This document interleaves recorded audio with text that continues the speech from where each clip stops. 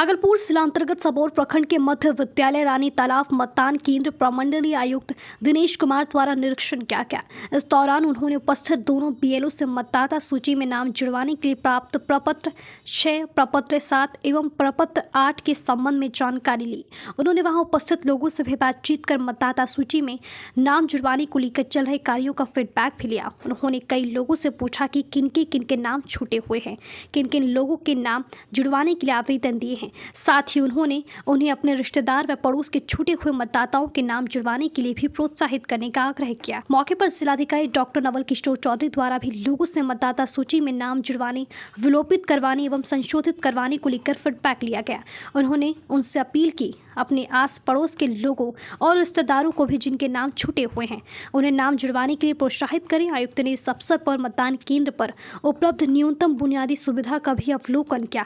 इस अवसर पर उनके साथ उप विकास आयुक्त प्रदीप कुमार सिंह, आयुक्त के सचिव अभय कुमार सिंह, उप निर्वाचन पदाधिकारी श्वेता कुमारी, जिला ग्रामीण विकास अभिकरण के निदेशक दुर्गा शंकर, अनुमंडल पदाधिकारी सदर धनंजय कुमार, प्रखंड विकास पदाधिकारी सबौर, पंचायती राज पदाधिकारी सबौर और सबौर के अन्य पदाधिकारी बीएलओ और विकास मित्र मौजूद थे। जो राजनीतिक पार्टियां हैं उनके भी प्रतिनिधियों से बैठक हुई है और उनको भी हम लोगों ने बोला है कि अपने जो कार्यकर्ता हैं बीएलए के माध्यम से उनको भी फॉर्म दिया है और ऐप के माध्यम से लोगों को कहें कि भाई आप अप्लाई कीजिए, या नाम चेंज करना है या महिलाओं का नाम जुड़वाना है, खासकर महिलाओं का, ट्रांसजेंडर का और जो दिव्यांग लोग हैं उनका नाम जुड़वाना है।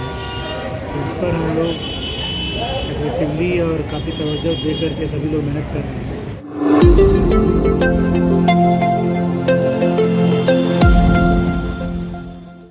भागलपुर में रविवार की सुबह सीआरपीएफ के असिस्टेंट कमांडर आयुष कुमार की शादी में चोरों ने 5 लाख रुपए के जेवरात, 25,000 नगद की चोरी कर ली। शनिवार रात शादी समारोह था। रात में सभी लोग सोने चले गए। सुबह 4 बजे चोर मैरिज हॉल में घुसे और घटना को अंजाम दिया। सुबह सभी लोग जब जगे तो हंगामा करने लगे। विवाह भवन के कर्मी पर परिजन चोरी का आरोप लगा रहे हैं। कहा मैरिज हॉल के संचालक इसमें मिले हैं। लाखों रुपये देकर हॉल बुक किया और लाखों रुपये की चोरी हो गई। गुस्साई परिजन ने हंगामा किया। घटना की जानकारी पुलिस को दी गई। घटना तिलकामांझी थाना क्षेत्र के आनंद कॉलोनी स्थित एक मैरिज हॉल का है। बताया जा रहा है कि शादी में हजारों की संख्या में फैमिली और दोस्त के साथ साथ अन्य परिजन भी आए थे। मैरिज हॉल में सीसीटीवी कैमरे नहीं लगाए गए हैं। मैरिज संचालक शिव कुमार ने बताया कि परिजन ने रात में हंगामा किया। मामले को लेकर पुलिस के पास जा रही हैं। दरअसल सुल्तानगंज निवासी राजेश कुमार चौधरी के बेटे आयुष कुमार की शादी भागलपुर के भिकनपुर के गुमटी नंबर 1 के रहने वाले विनय कुमार वर्मा की बेटी पूजा कुमारी से हुई है। रात्रि के 3 साढ़े 3 बजे लाइट सारा बंद कर दिया जाता है, जनरेटर ऑफ कर दिया गया, जनरेटर नहीं, लाइट काट दिया जाता है, केवल मड़वा का लाइट जलता है, बाकी सब बंद। मैंने रिक्वेस्ट किया तब जाकर के एक लाइट जलाया, बाकी सारे को बंद कर दिया। एक भी सीसी कैमरा नहीं है और प्लस इसका कैटर्स जितना है नौकर चाकर सब हुलकते बुलकते रहता है। और मैंने अपने नज़रों से देखा, कई बार 3 आदमी को भगाया भी, जिसमें एक लड़के को मैंने पकड़ा भी, लेकिन प्रशासन उनको क्या लगता है सुरक्षा नहीं होने की वजह से चोरी हुई है? एकदम सुरक्षा नहीं होने की वजह से चोरी हुई है। ये मालिक की मिली भगत है। कितने की चोरी हुई है? ये अनुमान तो जिनका चोरी हुआ है तो 7-8 लाख का जेवर कुछ कैश।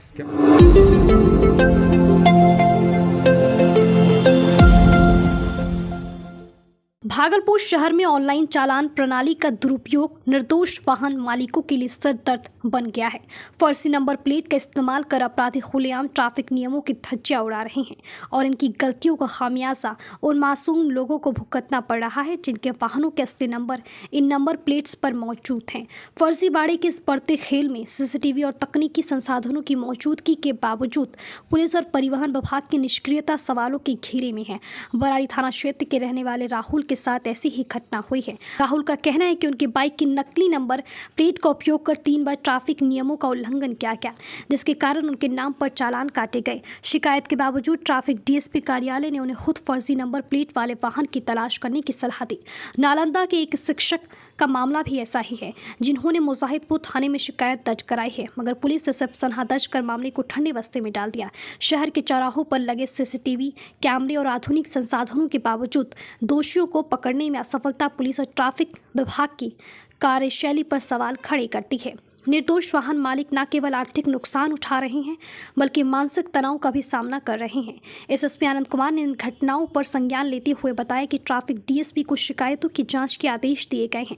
साथ ही CCC command control communication centre के कैमरों का गहन अवलोकन कर दोषियों की पहचान की जाएगी। उन्होंने आश्वासन दिया कि फर्जी नंबर प्लेट का इस्तेमाल करने वाले अपराधियों के खिलाफ FIR दर्ज कर कड़ी कार्रवाई की जाएगी। इन घटनाओं ने भागलपुर और आसपास के क्षेत्रों में लोगों के बीच गहरी नाराजगी पैदा कर दी है। लोग सवाल उठा रहे हैं कि आखिर कब तक जिम्मेदार विभाग अपनी जिम्मेदारियों से बचते रहेंगे। क्या तकनीकी संसाधनों की मौजूदगी के बावजूद निर्दोष नागरिकों को ऐसे फर्जीवाड़े का शिकार होना पड़ेगा? यह स्थिति न केवल प्रशासनिक लापरवाही की ओर इशारा करती है बल्कि नागरिकों के भरोसे को भी कमजोर करती है। जरूरत है कि इन घटनाओं पर सख्त कदम उठाए जाएं ताकि निर्दोष लोग सुरक्षित महसूस कर सकें। एसएसपी सर के यहाँ आए थे कि मेरा जो बाइक का रजिस्ट्रेशन नंबर है वो दूसरा कोई किसी लगा करके उसको यूज़ कर रहा है और मेरे नाम पे चालान कट रहा है। मेरा सरकारी नंबर प्लेट है और उसका दिख रहा है, उसमें पूरा मेरे पास सबूत है, उसमें दिख रहा है कि वो दूसरा नंबर प्लेट यूज़ कर रहा है उसमें मेरा नंबर का। तो वही मेरे परेशानी है कि हम छात्र हैं, हम इधर उधर जा रहे हैं, कभी डीएसपी के पास गए, वहाँ पे आवेदन लिखा है। 28 अक्टूबर को मेरा पहला चालान कटा है, उसके बाद फिर मेरा 28 सितंबर को पहले कटा, फिर अक्टूबर को कटा 28 अक्टूबर को। तो उस दिन 2 को चालान कटा, टोटल 3 चालान हो गया मेरा। तो उस दिन हम डीएसपी के पास गए तो डीएसपी के पास आवेदन लिए, वहाँ तो आवेदन ले लिया गया पर डीएसपी सर बोले कि तुम ही खोजो। ठीक है, वहाँ से ऑफिस से हमको बोला गया कि आप ही खोजिए। कैमरा बताइए कि कैमरा वो लोग लगा के रखा पूरा भागलपुर में और हम लोग को बोलता है कि खोजने के लिए। कैसे डीएसपी ट्रैफिक के पास गए थे हम, थाना गए थे। फिर वहाँ से फिर हमको डीएसपी सर के यहाँ से थाना में भेजा गया, बराड़ी थाना मेरा पड़ता है, बराड़ी थाना में भेजा गया। तो बराड़ी थाना वाला तो बोलता कि FIR पहले बोला कि FIR नहीं होगा, सना होगा। तो सना तो बोला पर हमको कुछ दिया नहीं, सना लिया ही नहीं है। ठीक है, हमको कोई रिसीविंग भी नहीं दिया, कुछ लिया भी नहीं है। मामला कुछ दिन पूर्व भी एक युवक आए थे शिकायत लेकर, जो कि सिवान के रहने वाले हैं और उनकी बाइक सिवान में है और उनके नाम पर 2-3 बार चालान भागलपुर से उनकी मोबाइल किया है।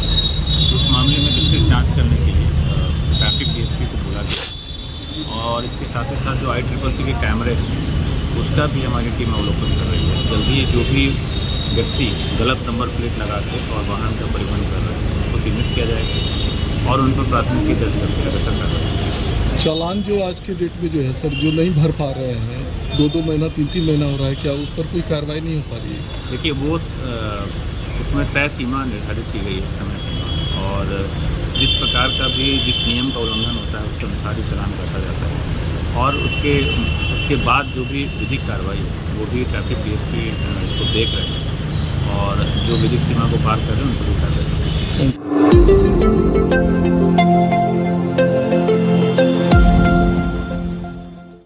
भागलपुर में आगामी रंग महोत्सव को लेकर तैयारियों का दौर जोरों पर है। वहीं इस संबंध में महोत्सव के सदस्यों द्वारा एक बैठक आयोजित की गई, जिसमें 21 से 23 दिसंबर के बीच होने वाले महोत्सव की रूपरेखा पर विस्तार से चर्चा की गई।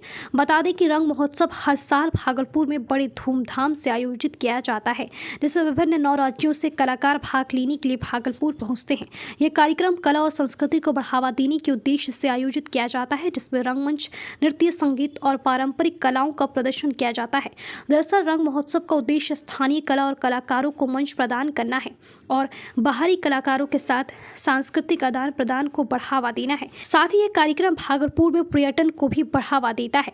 वहीं हर वर्ष की तरह इस बार भी महोत्सव में देश भर के प्रसिद्ध कलाकार अपनी कला का प्रदर्शन करेंगे, जिससे भागलपुर के लोगों को विभिन्न राज्यों की संस्कृति और परंपराओं का अनुभव करने का अवसर मिलेगा। वहीं आयोजकों ने बताया कि महोत्सव की तैयारी जोरों पर है। इस बार कार्यक्रम को और भी भव्य और आकर्षक बनाने के लिए विशेष इंतजाम किए जा रहे हैं। बैठक में महोत्सव के आयोजन, कार्यक्रम की समय सारणी और विभिन्न सांस्कृतिक प्रस्तुतियों पर भी चर्चा की गई। और भी 9 स्टेट्स ने आने का कंफर्मेशन दे दिया है, जो अपने स्टेट के कल्चर को हमारे यहाँ आके पेश करेंगे, तो हम और वो एक दूसरे से मिक्स करके, यही देश है और यही देश की खूबसूरती है। उसी सिलसिले में आज एक तैयारी बैठक है।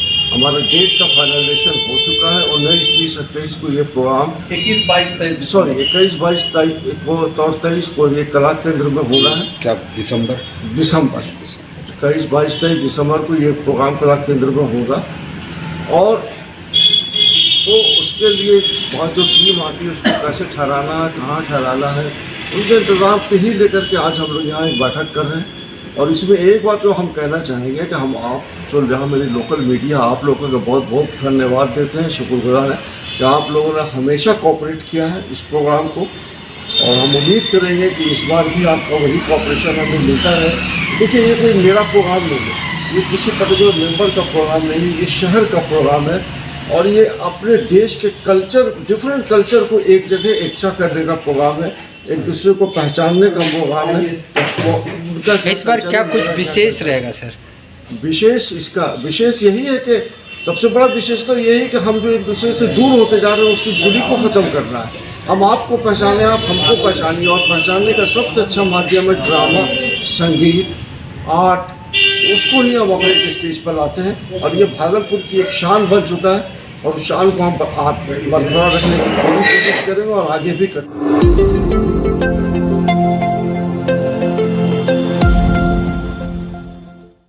भागलपुर के नगर निगम कार्यालय में मेयर की अध्यक्षता में आज सशक्त स्थायी समिति की महत्वपूर्ण बैठक आयोजित की गई।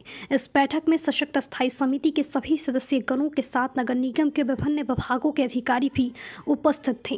वहीं बैठक का उद्देश्य पिछली बैठकों में लिए गए विकासात्मक निर्णयों की प्रगति की समीक्षा करना और शहर के विकास कार्यों को और अधिक प्रभावी ढंग से क्रियान्वित करने के लिए आवश्यक निर्देश जारी करना था। वहीं बैठक में शहर की सड़कों की मरम्मत, जल निकासी, सफाई व्यवस्था और अन्य विकास परियोजनाओं पर चर्चा की गई। साथ ही आगामी योजनाओं के लिए रणनीति तैयार की गई, जिससे शहरवासियों को बेहतर सुविधाएं प्रदान की जा सके। वहीं मेयर ने अधिकारियों को निर्देश दिया कि वे विभिन्न परियोजनाओं की समय सीमा का पालन सुनिश्चित करें और किसी भी अवरोध को तुरंत दूर करें, ताकि शहर के विकास कार्यों में तेजी लाई जा सके। आज जो हम लोग पूर्व में जितने भी एजेंडे दिए थे और उस पर क्या कार्रवाई हुई या नहीं हुई या किस कारण से रुका रहा, तो उसी के लिए ये अस्थाई समिति में आज बैठक थी और उसी पर बातचीत चल रही है। आज समय पर आपने क्वेश्चन किया, इसलिए अभी अंदर जो जाएंगे तो फिर समय पर एकदम आज पूरी इससे ये करेंगे, और हमको पूरी उम्मीद है कि इस बार ठंडे से पहले ज़रूर कंबल का वितरण हो जाएगा।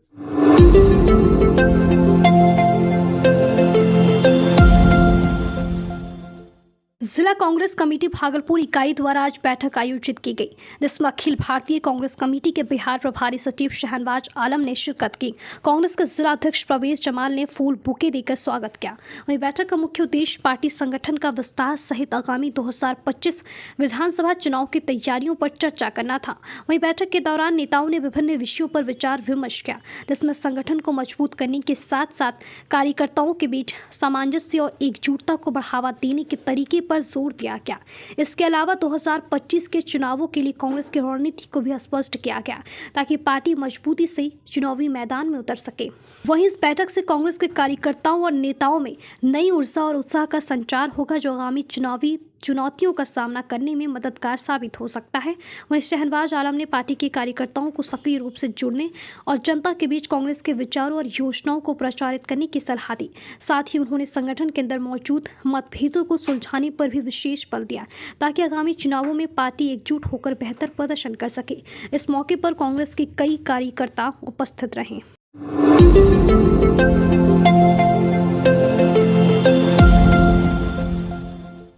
अपने विभिन्न मांगों को लेकर शारीरिक शिक्षा एवं स्वास्थ्य अनुदेशक संघ के बैनर तले खेल शिक्षक भागलपुर के सैंडिस कंपाउंड मैदान में प्रदर्शन किया। खेल शिक्षक ने समान काम समान वेतन, सिर्फ 8,000 वेतन में इज्जत ना समान कैसे चलेगा, घर परिवार सहित कई तरह के नारे भी लगा रहे थे। खेल शिक्षक का मांग है कि हम लोगों को इस महंगाई के दौर में 8,000 वेतन दिया जाता है और हम लोगों से भी चुनाव में ड्यूटी, जनगणना में ड्यूटी सरकार के द्वारा लिया जाता है, और जब हम लोग अपनी मांग को लेकर प्रदर्शन करते हैं तो हम लोगों के ऊपर लाठी बरसाया जाता है। इस बार विधानसभा में शीतकालीन सत्र के दौरान अपनी मांग को लेकर प्रदर्शन करेंगे। आज की प्रदर्शन में अभय कुमार मिश्रा, प्रभात रंजन, मणिभूषण शर्मा सहित कई खेल शिक्षक मौजूद थे।